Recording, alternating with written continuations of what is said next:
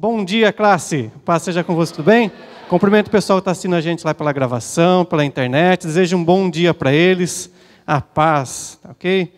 Você está assistindo gravação aqui, a gente está num dia de sábado, com todo mundo morrendo de sono por causa do frio da chuva, tá bom? Mas a nossa matéria continua sendo o reino dividido.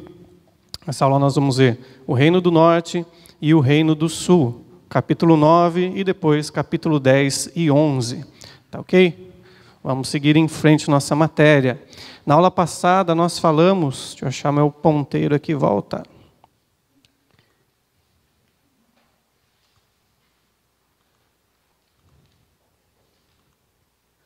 Muito bem. Na aula passada nós colocamos um resumo geral sobre o reino dividido, não é verdade? Quais foram os motivos, o que levou e o que se tornou o reino dividido de Israel.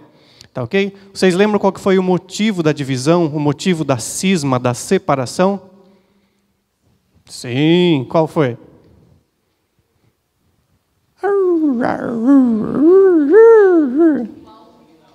Oi? Impostos, né? Impostos, muito bem. Estão lembrando que responderam no questionário. Taxas, idolatria. Idolatria de quem? Tudo isso que resumia uma pessoa, né? Salomão. Como consequência, Deus havia profetizado ao seu pai Davi, a ele, a estabilidade do reino. Porém, ele peca, quebrando a aliança, e Deus fala que dividiria o reino depois da morte de Salomão. Então, após a morte dele, levantam-se inimigos e dentro do próprio povo houve uma separação, uma divisão, um cisma. Tá ok? Quando o filho de Salomão, chamado Roboão, sobe ao trono,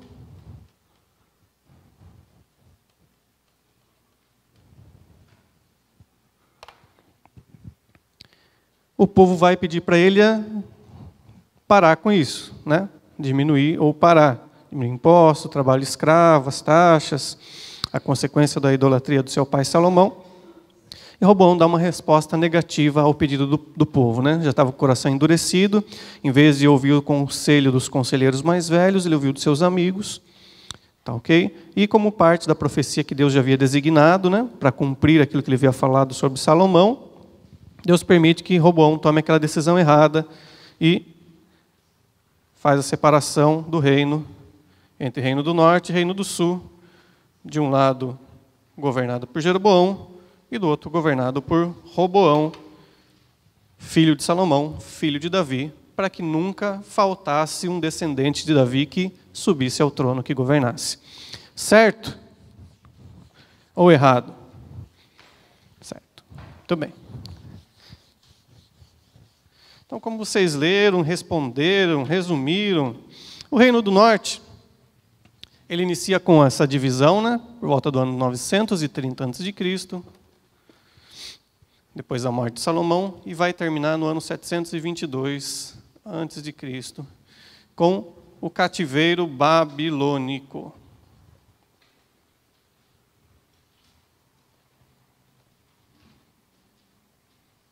Tá ok?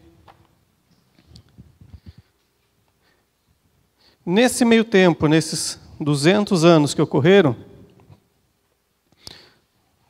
houve diversas dinastias que governaram. Tá ok? Lembra que nós falamos na aula passada o que é uma dinastia. O que é uma dinastia? Uma dinastia, mas a Dina não tem mais. Ha, ha, ha. O que é dinastia, pessoal? Pode falar, sem medo, não estou contando ponto, não. O que é dinastia?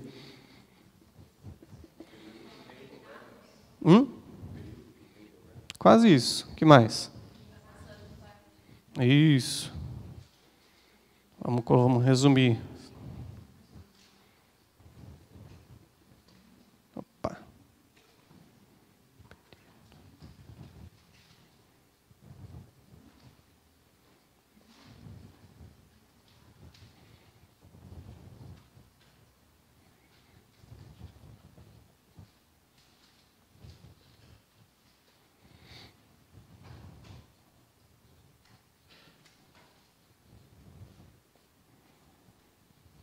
Tá? Então, essa palavra é sempre ligada aos 6, por isso a palavra regência. Tá? Então, o período de governo de uma família. A dinastia de Davi, Salomão, Roboão, até chegar nos dias de Zorobabel, no retorno pós o exílio babilônico. Tá? Então, no Reino do Norte, nós tivemos várias dinastias que governaram. Por quê? Devido a um principal fator. Como vocês já leram, sabem muito bem, a desobediência. Desobediência a quê ou a quem? A quem? Ah, tá.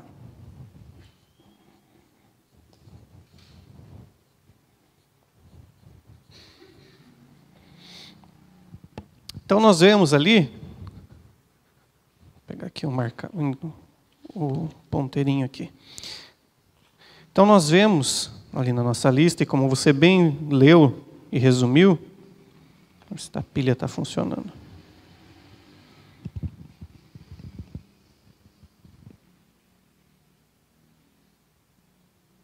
Acabou a pilha. Vai sair mesmo. Houveram... não, mas dá trabalho para abrir. Depois eu vejo para a próxima.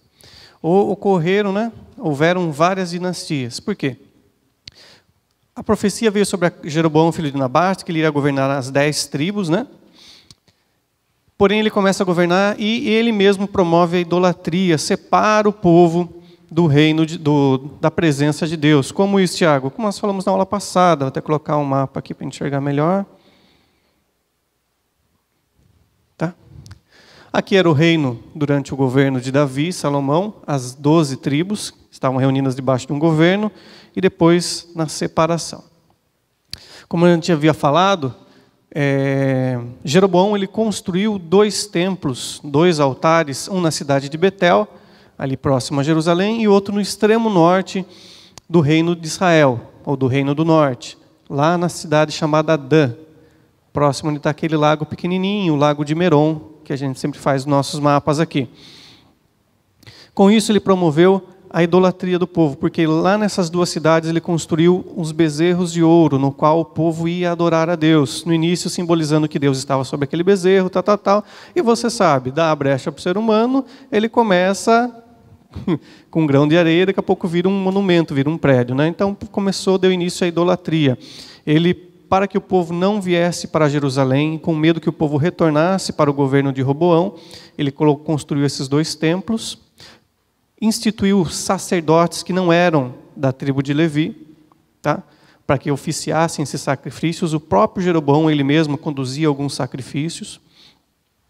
E, o que mais que eu ia falar aqui? Deu branco? Vamos voltar lá para chegar onde eu quero. Então, por enquanto é isso. Separando o povo do norte do povo do sul. Legal. E também permitiu que o povo voltasse às práticas pagãs do início, quando eles entraram para derrotar o povo de Canaã, permitindo que eles adorassem sobre qualquer monte ou outeiro, ou debaixo de qualquer árvore, conforme o costume dos povos cananitas, aquelas 7 nações que nós falamos na nossa aula sobre Josué e Juízes. Tá ok até aí? Então ele começou a incitar a idolatria, e seus reis seguintes não agiram de modo diferente. Sempre promoveram ou permitiram a idolatria dentro do Reino do Norte, o que cada vez ia irritando a Deus, trazendo a ira de Deus sobre eles, e Deus permitia que eles fossem afastados através de um golpe político, até mesmo mortos. Tá? Então começa primeiro com a casa de Jeroboão. Jeroboão governa, depois ele morre, seu filho Nadab começa a governar, e é tido um golpe no qual ele é morto, e Baasa começa a reinar. Baasa reina, passa um tempo, ele morre, seu filho Elá começa a governar. Houve outro golpe de estado, Elá é morto por Zinri. Zinri não fica no poder, Tibni governa por 7 dias e não tem o apoio do povo. Onri tem o apoio do povo. E daí ele inicia o seu reinado de cerca de, vou falar besteira aqui, 12 anos, no qual ele é sucedido por Acabe, um dos reis de maior expressão no Reino do Norte. Tá, okay? Então, o resumo do Reino do Norte vai ser sempre igual, mais ou menos, ao livro de Juízes. Aquele ciclo, né?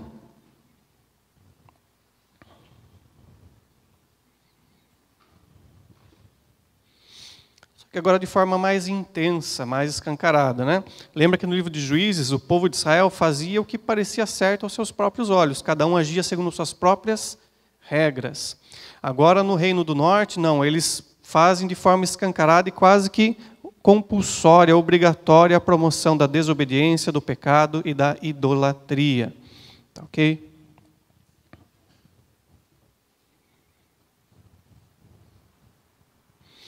Principalmente a idolatria.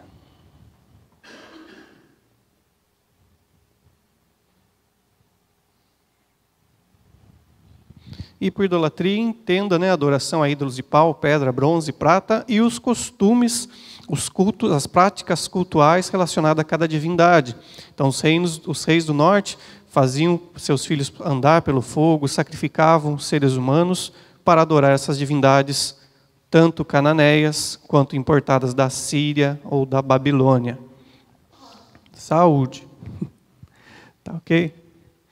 Depois da dinastia de Onri, vai ser sucedida pela dinastia de Jeú, também um rei de destaque. Ele começa a promover uma certa limpeza da idolatria do reino de Israel, do reino do norte, mas só começa só. O projeto dele é meia boca, né? Começa, parece que vai vingar, mas acaba não vingando. Oi? Não, Jeú, uma outra dinastia. Onri teve Acabe, depois Acabe foi Acasias ou Jorão, se não me engano agora de cabeça. Vamos pegar aqui no nosso livro para ver quem sucedeu. Ah, mais fácil aqui. Acasias mesmo?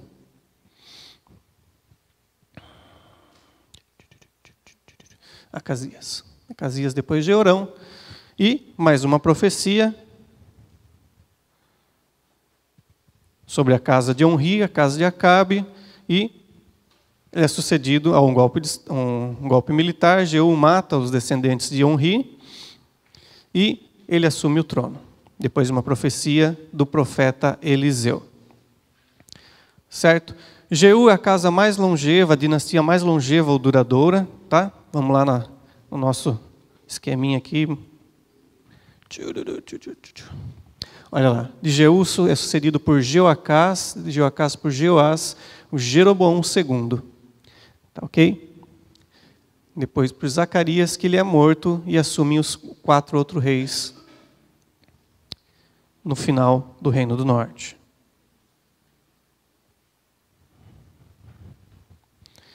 Então, a casa mais longeva, um outro rei que tem destaque, né? Vamos colocar aqui, eu acabei não colocando. Então, da casa de Onri, ou Onri, conforme o gosto do freguês, quem se destaca é Acabe. Na casa de Jeú, tem maior destaque, é Jeroboão II.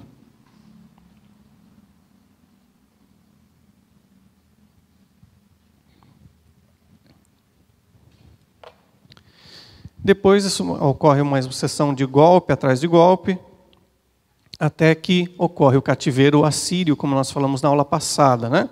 Por volta do ano 722, a população do Reino Norte é atacada pelo Império Assírio, pelo exército, é tomada, levada... Opa, babilônico não. Escrevi errado aqui. É levado para as regiões dominadas pelo Império Assírio e nunca mais retorna, nunca mais volta para a sua terra original. Ok? Vamos lá. Só para aproveitar aqui o contexto, o gancho, Acabe, um dos reis de maior destaque do Reino do Norte, do Reino de Israel, o que ele faz? Ele faz várias mudanças profundas na economia e na política da nação, das 10 tribos do Reino do Norte, no qual ele consegue recuperar terras tomadas pelo exército sírio. Então, não confundir Síria com Assíria. Os nomes são parecidos, mas estava um longinho do outro. Vê se dá para vocês enxergarem aqui. Ponteiro do mouse. Vem aqui, meu filho, cadê você?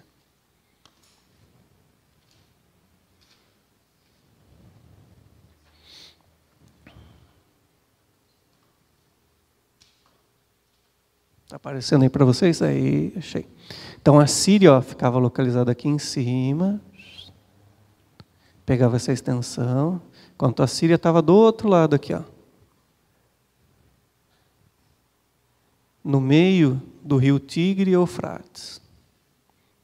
Ok?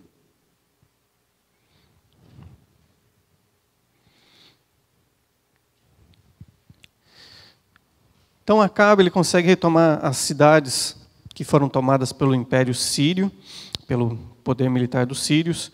Ele consegue promover a economia da nação de Israel, né, do Reino do Norte, as 10 tribos.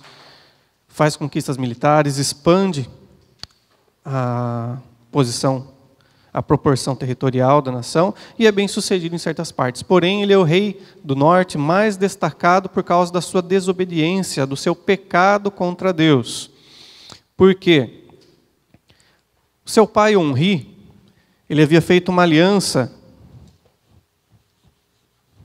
quando ele assumiu o poder num golpe militar, civil-militar. Ele havia feito uma aliança com um camarada chamado Et-Baal II. Quem que era esse Et-Baal II? Ele era rei dos fenícios.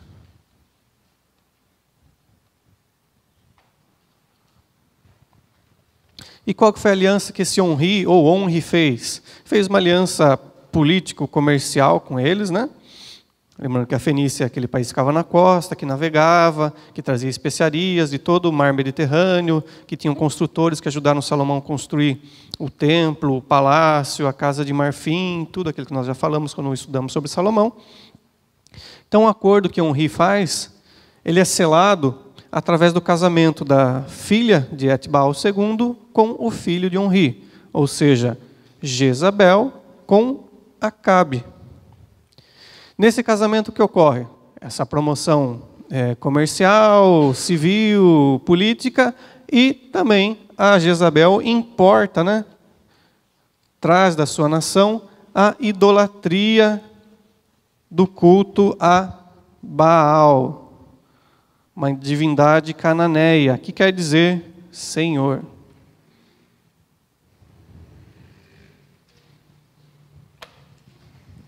Conforme nós já vimos lá na aula de Juízes, o culto a Baal envolvia prostituição sexual, papapá, tudo aquela mesma coisa arada que os cananeus faziam já na época de Josué e dos Juízes. Quando ela chega lá no Reino do Norte, casa com Acabe, implanta lá, ela começa a promover o culto a Baal e começa a promover a perseguição aos profetas que temiam a Deus, a Javé ou a Jeová. Com isso, inicia-se o quê? A fama de Acabe. Okay? De ser desobediente, de ser não temer a Deus, porque ele permitiu toda a maldade que Jezabel fazia, ele aprovava e selava embaixo. Com isso, com esse cenário, com esse contexto, nós temos o aparecimento de 2 principais profetas do Reino do Norte. O primeiro é o profeta Elias.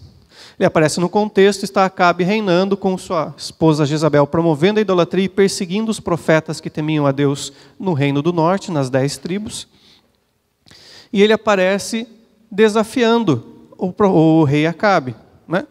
Ele profetiza contra, fala contra e fala que faz aquela famosa profecia que a partir daquele momento não choveria até que ele falasse ou orasse de novo. E realmente ocorre, fica sem chover durante 3 anos e meio. Há uma grande seca, uma sequidão no Reino do Norte, a ponto de não ter água e não ter alimento para as pessoas nem para os animais. Tá, ok?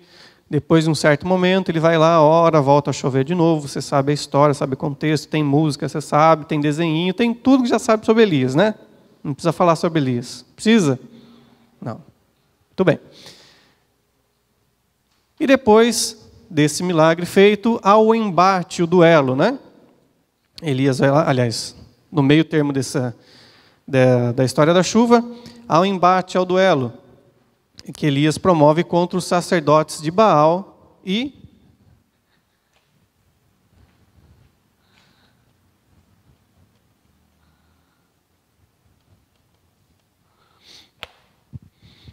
então Baal e Astarote formavam um casal de divindades. Naquele duelo, naquele embate, é citado maior parte do tempo os 400 profetas de Baal, que duelaram com Elias, podemos dizer, mas havia também mais 450 que prestavam culto a Astarote, que era a divindade fêmea, né? A mulher de Baal na cultura cananeia. Há aquele duelo, Deus manda fogo do céu, o povo se anima com Elias e vão lá e ajudam a matar, empurrar da montanha, degolar, empurrar da montanha, lá os 850 profetas, né? E Elias fica pensando que agora vai dar tudo certo. Na sequência, você sabe o que acontece. Logo de manhã, Jezabel manda um recado, fala que vai acontecer com Elias o que aconteceu com os profetas de Baal, piriri pororó. Elias foge, vai para o Monte Sinai, local onde Deus revelou as leis para Moisés, e ele fica esperando que Deus faça a mesma coisa com ele que fez com Moisés. E Deus faz aqui para você, ó. Cada um com seu cada um, ninguém é igual a ninguém. Ele é renovado por Deus, no seu ministério. Deus faz algumas profecias para ele, algumas promessas, né, melhor dizendo, e dá algumas missões para Elias.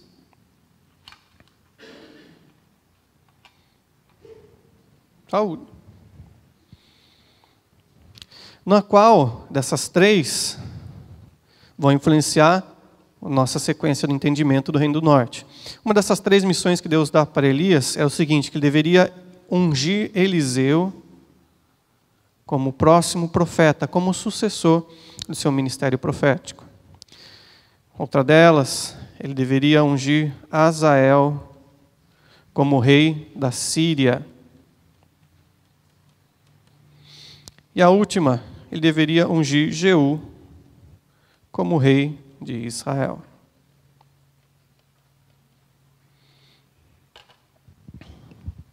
Elias volta renovado do seu encontro com Deus lá no Monte Sinai, que ele pensava que ia ser igual a Moisés. Deus falou aqui para você, falou você é você, Moisés é Moisés. Não confunda uma coisa com a outra. Deu essas missões para ele, ele volta para Israel, para o Reino do Norte. Ele unge Eliseu como profeta, como sucessor, e continua ali profetizando e ensinando a lei de Deus dentro do Reino do Norte. O interessante é sempre nós lembramos desses aspectos, desses fatos principais da vida do profeta Elias e do profeta Eliseu. Mas no meio tempo, quando ele não estava orando para que não chovesse, ou para que voltasse a chover, ou não estava guerreando contra os profetas de Baal, o que ele fazia? Comia e dormia? Não. Só operava milagre? Também não. Ele ensinava a palavra de Deus, tanto que com eles volta a florescer o ministério da escola dos profetas. Lembra que nós falamos com Samuel? Samuel ensinava a lei de Deus, tinha o rancho dos profetas, né? O ministério, a escola profética, nos dias de Elias e Eliseu, no Reino do Norte. O Reino do Norte que estava apartado do Reino do Sul, não tinha o templo, não tinha os sacerdotes levitas. Elias e Eliseu, homens leigos que não eram da tribo de Levi, eles promulgavam, pregavam, ensinavam e doutrinavam jovens, homens que seguiam a ele, que se aproximavam, que acabaram constituindo a escola, o rancho dos profetas dos dias deles. Ok? Oi? Volta a florescer, né? Havia nos dias de Samuel, depois com Davi há um florescimento religioso, se torna desnecessário, né? Os levitas já ocupam o seu papel. Agora, com a ruptura, com a idolatria, lá no meio do Reino Unido, né, já estamos nos dias de Onri, de Acabe, então com Elias volta a acontecer, a florescer esse movimento. Tá ok? Vocês lembram o que eu falei, qual que é o ministério profético, né, a definição? A mensagem principal deles? Na aula passada? Não, vamos por lá. Então lá. A missão dos profetas, ou a mensagem, né? Mensagem dos profetas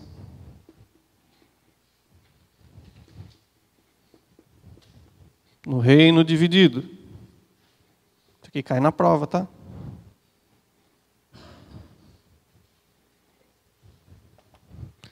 Qual que era a mensagem deles?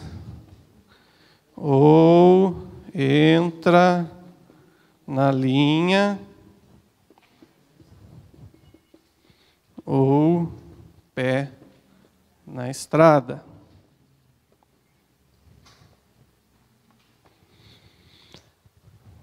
De forma mais acadêmica. Retornem para Deus ou seguirão para o cativeiro.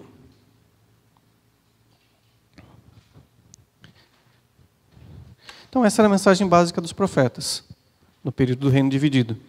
Ou eles retornavam para Deus, paravam de desobedecer a Deus, ou Deus iria castigá-los e puni-los, e a principal forma disso seria o cativeiro. Seriam tirados da terra deles, da terra que eles haviam sido plantados, onde manava leite e mel, que eles havia o templo para eles adorarem a Deus, havia os sacerdotes levitas.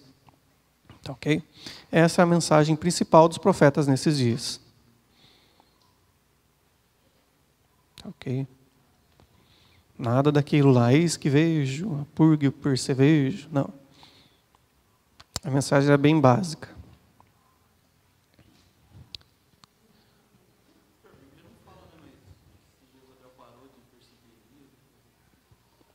Não, depois ela dançou depois, não deu mais ela perseguir muito. Vamos lá. Veja na Record. Elias unge a Eliseu nessa volta do Monte Sinai para a terra de Israel, para o Reino do Norte. Os dois começam a andar até que ocorre aquele momento da ruptura, onde Elias é levado aos céus, ele é arrebatado. Arrebatado quer dizer tomado com força. Lembra sempre da águia que desce e pega lá o ratinho, pega o pintinho da galinha, o pintinho de outra ave, né? Toma e sobe de volta aos céus. Então Elias é arrebatado da presença ali de Eliseu e do rancho dos profetas no qual ele estava, e sobe aos céus, e Elias fica incumbido do ministério no Reino do Norte, continuar profetizando e ensinando. Ok? E ele se torna uma figura de destaque, continua profetizando contra os erros dos descendentes de Acabe, tá, ok? E dos demais reis. E ele tem uma expansão maior do que o ministério de Elias. Ele profetiza também contra os erros do Reino do Sul, no caso contra Josafá, contra profecia, ele faz profecias a favor e contra o reino da Síria. Por quê? Aquela missão que foi dada para Elias, quem acaba cumprindo é Eliseu, que vai lá na Síria e unge Azael como rei da Síria. É interessante que a Bíblia fala que no momento que ele vai ungir Azael como rei da Síria, ele olha nos olhos dele. Eliseu era conhecido pelo exército sírio, né? Lembra lá do caso da história de Naamã? Naamã foi buscar a cura lá em Israel, por causa da fama de Eliseu. Quando ele vai ungir Azael, ele olha nos olhos de Azael e começa a chorar. Azael fica constrangido e fala, poxa, o que está acontecendo aqui? E Eliseu fala para ele, olha, eu vejo que você vai matar, destruir, você vai tocar o horror lá no Reino do Norte. E Azael fala, quem sou eu para conseguir atacar o povo seu, tal. E Eliseu fala, não, você vai fazer, eu estou vendo. E vai lá e unge ele, e continua o ministério. Muito bem, nesse mesmo momento, nesse mesmo tempo, ele manda um servo, Eliseu manda um servo seu, um ajudante seu, né, um pastor auxiliar, um diácono, um obreiro, e manda ungir Jeú como o próximo rei do reino de Israel. Tá, ok? Então Jeú futuramente iria vir e destruir a casa de Acabe, iria matar o Jeorão, que era o descendente vivo, juntamente com Jezabel, aquela que havia promovido a idolatria, cumprindo a profecia feita por Elias e depois por Eliseu, que Jezabel seria morta, os cães lamberiam seu sangue, comeriam sua carne, aquelas coisas bonitas que é profetizada por aquela pessoa boa que foi Jezabel. Muito bem.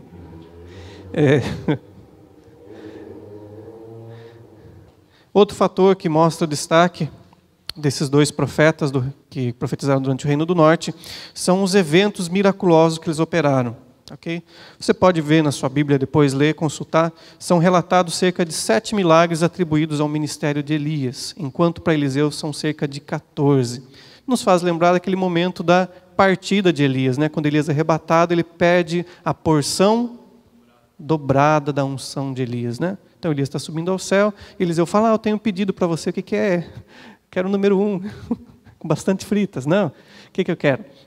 Eu quero a porção dobrada do poder que está sobre você, sobre da unção que está sobre a sua vida, do Espírito Santo. Elias fala, olha, então você tem que bater na porta, dar 3 voltinhas, mandar uma mensagem para 10 pessoas no WhatsApp que vai vir. Não. Fala, a hora que eu estiver subindo aos céus, você tem que olhar e vê o plantão sendo arrebatado. Aí Eliseu falou, beleza. Daí, nesse momento, você vê aquele contexto que Eliseu está sempre agarrado no profeta Elias. Elias fala, olha, eu vou ser levado hoje. Então Eliseu fala, não vai não, fica aqui comigo. E sempre vai. E Eliseu ficam por 3 passagens nesse momento, até que os dois estão andando e Elias é tomado aos céus. E Eliseu olha para o céu e fala, meu pai, carros de Israel e seus cavaleiros, que essa frase, esse ditado quer dizer o seguinte, não, brincadeira. Quer dizer que eles comparavam a Elias, sempre quando aparece essa passagem nesse contexto, fala carros de Israel e seus cavaleiros, quer dizer que aquela pessoa, para quem está sendo declarada, era um sinônimo de força, de vitória. Tanto que Acabe fala isso para Eliseu, e o Eliseu fala para Elias, né? Carros de Israel e seus cavaleiros, ou seja, a força da nossa nação está em você. No caso, Eliseu falando para Elias. E daí ele é levado aos céus, o manto cai, daí Eliseu pega o manto de Elias e toca no rio Jordão e abre o rio. É o rio Jordão? É um rio lá de Israel. E abre, tal, e começa o ministério dele. Então nós fazemos essa comparação. Você vê relatado cerca de 7 milagres atribuídos para o ministério de Elias e para Eliseu cerca de 14. Tá ok? Outros profetas que atuaram no reino do norte, que profetizaram, tiveram seu papel de destaque. O próprio profeta Jonas, que no 2º livro dos Reis tem uma pequena passagem citando uma profecia sua contra um dos reis do reino do norte, contra um dos reis de Israel, falando a mesma mensagem básica, né? Ou se eles se arrependiam, ou Deus ia vir trazer o castigo, e eles iam ser levados em cativeiro. Esse é o mesmo Jonas que profetizou contra a cidade de Nínive, capital do Império Assírio. Aquele foi engolido por um grande peixe. Tá, ok? Outro profeta que teve destaque foi Amós. Ele profetiza no período de Jeroboão II, que era descendente de Jeú. Ele profetiza contra ele porque Jeroboão II foi um rei, assim como Acabe, que ele promoveu o comércio, a prosperidade dentro da nação de Israel. Israel voltou, o reino do norte, no caso, voltou a ter um destaque, porém ele continuou sendo idólatra. Seu avô, Jeú, matou Jezabel, expulsou boa parte dos sacerdotes idólatras, mas depois a idolatria já estava presa, arraigada no coração do povo e na sua própria família. Então Amós profetiza principalmente contra Jeroboão II, apesar de Amós ter nascido e sido criado no Reino do Sul, em Judá. Oséias também profetiza contra o Reino do Norte, ele vive no Reino do Norte e a sua profecia, o maior destaque para as suas profecias está do capítulo 1 até o capítulo 3 do seu livro, no qual a profecia é a sua própria vida. Tá, ok? Vocês lembram, sabem a história, né? Está brotando gente, Jesus amado. Não para de entrar. Vamos lá. A profecia de Oséias é a sua própria vida, seu casamento com Gomer, que representa a aliança de Deus com o reino de Israel, no caso as 10 tribos do norte, no qual aquela aliança era quebrada por Gomer. Gomer ia e traía Oséias. Oséias ia lá, perdoava ela, voltava, traía, tal. E, quando fomos estudar sobre o livro de Oséias, vamos ver melhor isso, tá ok? Mas o caso é que Deus dá até...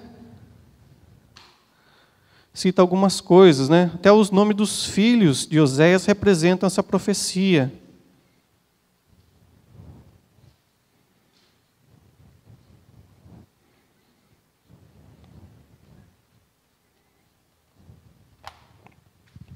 Tá? Então, a sua própria vida representa isso. Por quê? Além do adultério da mulher, quando ele vai tem o filho, que a Bíblia não fala se foi dele mesmo ou se foi dos adultérios de Gomer. O primeiro filho manda pôr o nome de não amada, Loruama, né? Então esse filho, essa criança não é amada, ou seja, assim como Deus não estava mais amando o reino do norte, Israel. Outra criança nasce, manda pôr o nome de Loami, não meu povo, ou seja, Israel quebrou a aliança comigo, não quero mais saber deles. E o nome da terceira criança, Jezreel, o lugar onde foi morta Jezabel, o lugar onde grande matança, de maldade, de destruição. Assim como aquela cidade foi destruída, Deus iria destruir o reino do norte. Então a profecia de Oséias é a sua própria vida. A maior parte, o maior peso da sua profecia. O livro de Oséias tem 14 capítulos, mas os de maior destaque são do capítulo 1 até o capítulo 3, no qual ele profetiza simbolizando com sua própria vida. Ok? Então esses são os principais profetas do reino do norte. Elias, Eliseu, Jonas, Amós e Oséias. Política internacional. Então, o Reino do Norte, na questão da política internacional, com a Síria ele teve uma relação que foi dupla. No começo foram guerras, principalmente nas duas dinastias, depois com Acabe, no final da família de Onri, no começo de Jeú, eles começam a fazer uma aliança para atacar o Reino do Sul. Com a Síria, eles começam como vassalos, pagando tributos, pagando impostos, depois se rebelam, sofrem uma derrota e são deportados no cativeiro assírio, no qual o povo é levado e nunca mais volta para a sua terra natal. Tá, ok? Como nós vimos antes, nós temos o mapa das 12 tribos, o mapa do Reino do Norte, Reino do Sul e as nações ao redor, e a sequência dos reis. Tá, ok? Com isso encerramos a nossa aula sobre o Reino do Norte. Tá, ok, pessoal? Tchau. Deus abençoe. Beijo no coração.